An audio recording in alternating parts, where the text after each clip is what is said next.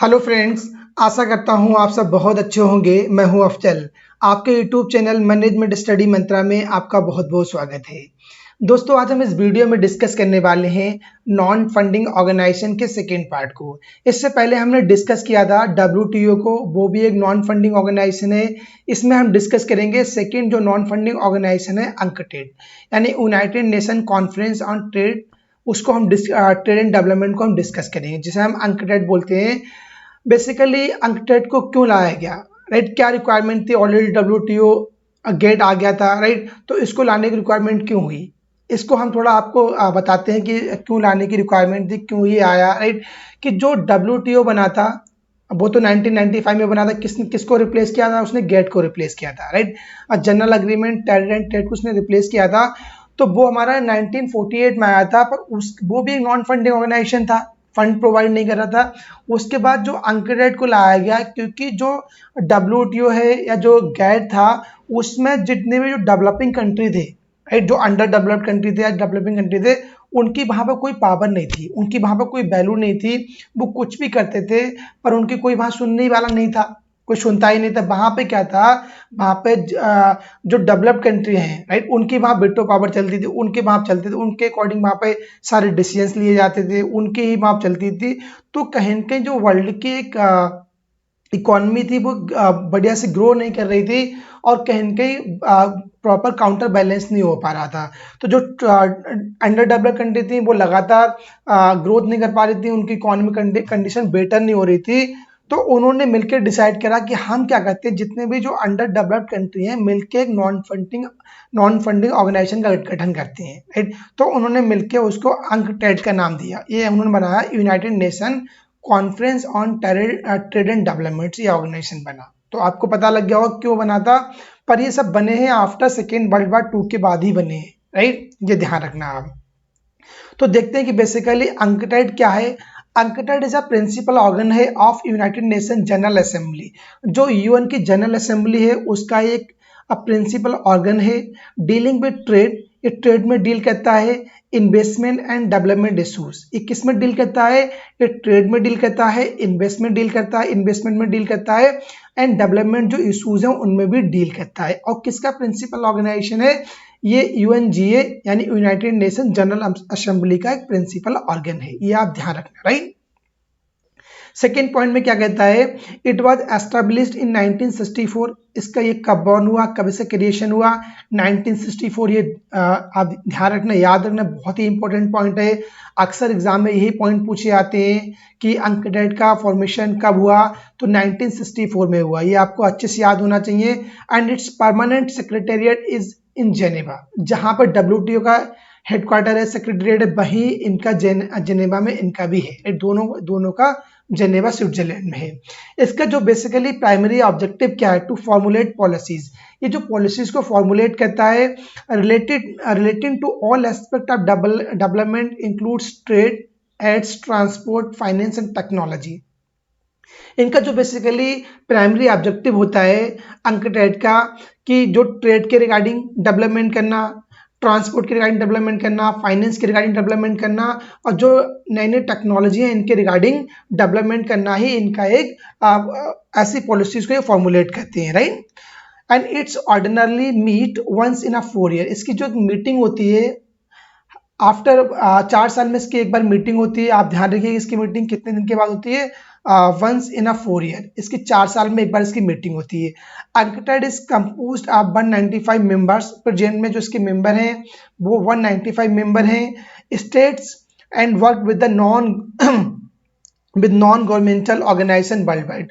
और ये कैसे वर्क करता है? एक नॉन गवर्नमेंटल ऑर्गेनाइजेशन की तरह वर्ल्ड वाइड काम करता है। जैसे डब्ल्यूटीओ वर्क करता है नॉन गवर्नमेंटल ऑर्गेनाइजेशन, ऐसे ही ये भी world wide non governmental organisation की तरह वर्क करता है। ज़्यादा इनमें बेसिकली डिफरेंस नहीं है। डिफरेंस में यही है कि डब्ल्यूटीओ है जो वहाँ पे जो चलती है, बेसिकली जितनी भी डेवलप्ड कंट्री है उनकी वहाँ पे चलती है। उनकी वजह से ही उनकी जब जो जितनी भी डेवलपिंग कंट्री हैं उनकी वहाँ पर कोई वैल्यू नहीं थी, कोई उनकी बात मानने वाला नहीं था। उसके बाद ही ये अंकटेड आया था, राइट? तो आपको ध्यान होना चाहिए कि अंकटेड क्यों आया, बेसिकली इसका मोटो क्या है। जो जितनी भी डेवलपिंग कंट्री है उनको ये बेसिकली प्रमोट करता है, उनको ये आगे बढ़ाता है, right? The primary objective of UNCTAD, इसकी जो प्राइमरी ऑब्जेक्टिव्स हैं उनको देखते हैं, is to formulate policies, already हमने डिस्कस किया, right, and it was created in response to concern among developing countries. ये डेवलपिंग कंट्रीज के जो बीच कंसर्न जो है उनके रिस्पॉन्सेस को क्रिएट करता है, that existing international institutions like GATT, right, just like जो गेट एक हमारा इंस्टीट्यूट उसके शमानी करता है, now replace by the world trade organisation, अब इसको रिप्लेस कर दिया गया है गेट को, किसमें, वर्ल्ड ट्रेड ऑर्गेनाइजेशन में, and the international monetary fund and the world bank. ये वैसे ही वर्क करता है जैसे जो WTO हो गया, IMF हो गया या वर्ल्ड बैंक हो गया, right, but not properly organise to handle the particular problem of the developing countries. जो ये ऑर्गेनाइजेशन थे, WTO हो गया या IMF हो गया या जो वर्ल्ड बैंक हो गया, ये जो डेवलपिंग कंट्रीज थे उनके जो पर्टिकुलर प्रॉब्लम थी उनको हैंडल नहीं कर रहे थे, राइट, इसलिए इसको लाया गया, राइट, अंकटेड को। अंकटेड would provide a forum when developing nation could discuss and address problems relating to their economic development। यहाँ पे क्या होता है, जितने भी जो डेवलपिंग कंट्री है वो बैठते हैं, मीटिंग करते हैं, फोरम में मीटिंग करते हैं और वो डिस्कस करते हैं, राइट, अपनी प्रॉब्लम्स को शेयर करते हैं, अपने जो कंट्री का इकोनॉमिक डेवलपमेंट को कैसे इंक्रीज करना है उसके रिगार्डिंग बैठ के वो डिस्कस करते हैं, अपनी प्रॉब्लम्स को सॉर्ट आउट करते हैं, राइट। सबसे बड़ा इसका अचीवमेंट क्या रहा, इसको क्यों सबसे बड़ा इसका रोल क्या रहा, इसका अचीवमेंट, क्योंकि बेसिकली जो इसका अचीवमेंट था वो बहुत इंपॉर्टेंट है, अक्सर एग्जाम में इसका अचीवमेंट के बारे में पूछा जाता है। One of the UNCTAD earliest and most notable accomplishment was the formulation and implementation of generalized system of preferences, GSP, generalized system of preferences. इसकी आप शॉर्ट फॉर्म याद रखना, जो GSP को हम बोलते हैं इसकी full form generalise system of preferences. ये बेसिकली क्या है, right, which offered special tariff concession to the export of manufacture goods by developing countries. इसका ये अचीवमेंट था क्योंकि इसने जो स्टार्ट किया था, GSP स्टार्ट किया था, जनरलाइज सिस्टम ऑफ प्रेफरेंस। अब ये क्या होता है इसको मैं समझाता हूँ, राइट, कि इसके कहने मतलब ये था कि एक जो डेवलपिंग कंट्री है, राइट, वो किसी भी डेवलप कंट्री के साथ ट्रेडिंग कर रही है, तो जो डेवलप कंट्री है, राइट, अब कोई भी प्रोडक्ट डेवलपिंग कंट्री से वहां पे आ रहा है, लेट सपोज भूटान है, अब भूटान चाइना को कोई ट्रेडिंग कर रहा है, तो एक तो चाइना में जो भूटान में टेक्नोलॉजी इतनी बढ़िया नहीं है, इतने चीफ चीज़ें नहीं है। अब उन्होंने कहीं न कहीं कोई प्रोडक्ट तैयार कर लिया और उस प्रोडक्ट को उन्होंने ट्रेड किया US में या उन्होंने चाइना में ट्रेड कर दिया। अब जो चाइनीज़ कंपनी है, जो चाइनीज़ गवर्नमेंट है, तो वो क्या करेगी, वो उस पर एक ड्यूटीज़ लगा देगी, तो वो बहुत जब ड्यूटीज लगा देगी तो उनका जो प्रोडक्ट्स है भूटान का वो वहां चल ही नहीं पाए, सेल ही नहीं हो पाएगा, क्योंकि ऑलरेडी वो इतना कॉस्टली था तो वो उनकी मार्केट में नहीं चल पाएगा।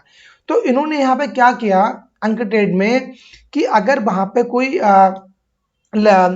हमें ट्रेडिंग कर रहे हैं तो वहां पे कोई भी टैरिफ कोई भी इम्पोज नहीं होगा, राइट, आप फ्रीली जाएगा।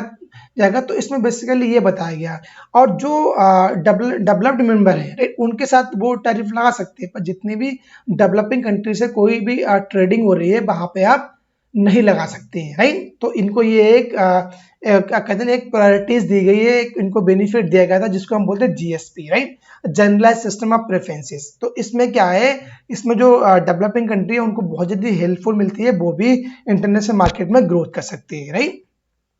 Accepting this argument, the developed country formulated the GSP scheme under which manufacturers export and import of some agriculture goods from the developing country inter duty free, या तो ये duty free होना चाहिए या reduce rates in the developed country. अगर आप कोई भी एग्रीकल्चर प्रोडक्ट्स हैं, राइट, उनको आप एक्सपोर्ट या इंपोर्ट करते हैं, कहाँ करते हैं, डेवलपिंग कंट्री से डेवलप्ड कंट्री में, राइट, तो वहां पे जो ड्यूटीज फ्री होना चाहिए या बहुत ही नॉमिनल ड्यूटीज लेना चाहिए, राइट, जब कोई भी ट्रेडिंग होती है डेवलपिंग कंट्री से डेवलप्ड कंट्री में, राइट।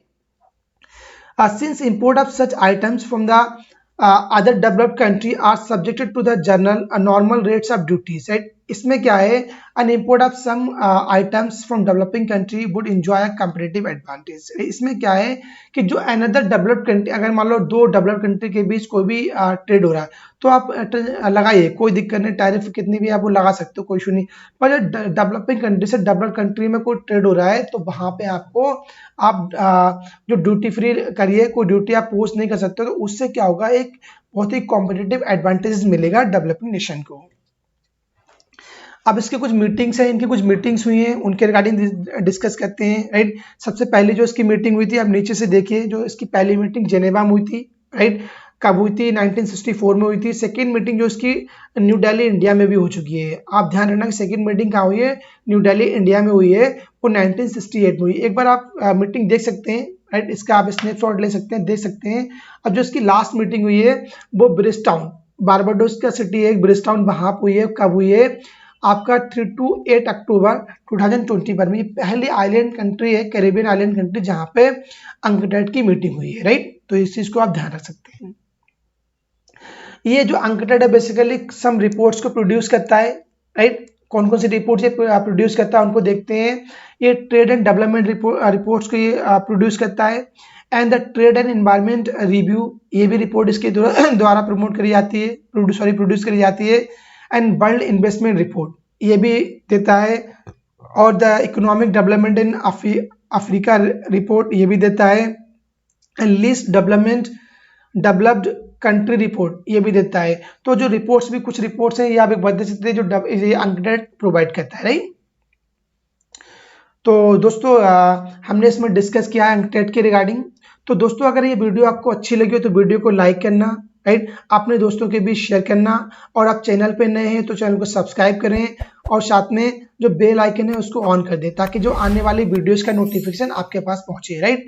तो चलते हैं, मिलते हैं दोस्तों नेक्स्ट वीडियो में। Thank you, have a nice day, thank you.